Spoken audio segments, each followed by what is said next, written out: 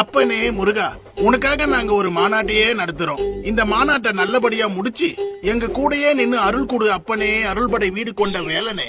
டேய், யாரா நீங்களாம்? எதுக்குடா இப்ப திடீர்னு என்கிட்ட வரீங்க? என்ன முருகா இப்படி சொல்லிட்ட? உனக்காக நாங்க வேல் யாத்திரையா பண்ணோம், மயில் காவடி எடுத்தோம். 3 மாசத்துக்கு முன்னாடி கூட ஒரு போராட்டம் பண்ணமே முருகா, மறந்துட்டியா முருகா? நிறுத்துடா சங்கி. அத மட்டும் இல்லடா, நான் எதையுமே மறக்கல. பீகார்லயும் உத்தரப்பிரதேசம்லயும் ராமரை வச்சு கலவரம் பண்ணி மக்களை ஏமாத்தினீங்க. அதுவும் உத்தரப்பிரதேசம் MP எலெக்ஷன்ல தோத்து உடனே ராமரைய கழட்டி விட்டு ஜெய் ஜெகநாத்னு கோஷம் போட்டீங்களேடா, எப்படா மறக்க முடியும்? ஆஹா, முருகன் அலர்ட் ஆகுறாரே. ஒடிசாவுல பூரி ஜெகநாத்னு சொல்லி நல்லா வடையா சுட்டீங்க. ஆந்திராவுல திருப்பதி லட்ட வச்சு கலவரம் பண்ணீங்க. இவ்வளவு ஏன் கேரளாவுல என் கசின் ஐயப்பனுக்கே விபூதி அடிச்சீங்களேடா. என்ன நம்ம மொத்த வரலாறையும் கரெக்டா சொல்றாரு முருகரு. இப்படி ஒவ்வொரு மாநிலத்துக்கும் ஒவ்வொரு கடவுளை தேர்ந்தெடுத்து மத கலவரம் மூட்டி விட்டு அதுல அரசியல் பொழப்ப ஓட்டுற சங்கிங்க நீங்க.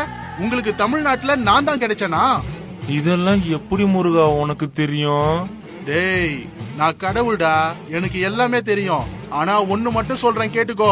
வட மாநிலம் மாதிரி என் தமிழ் மக்கள் கிட்ட மத அரசியலும் பண்ண முடியாது, இந்து முஸ்லிம்னு கலவரமும் பண்ண முடியாது. உங்க தாமரை அதுல கூட மலராது.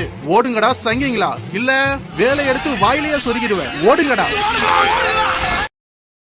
Download ShareChat.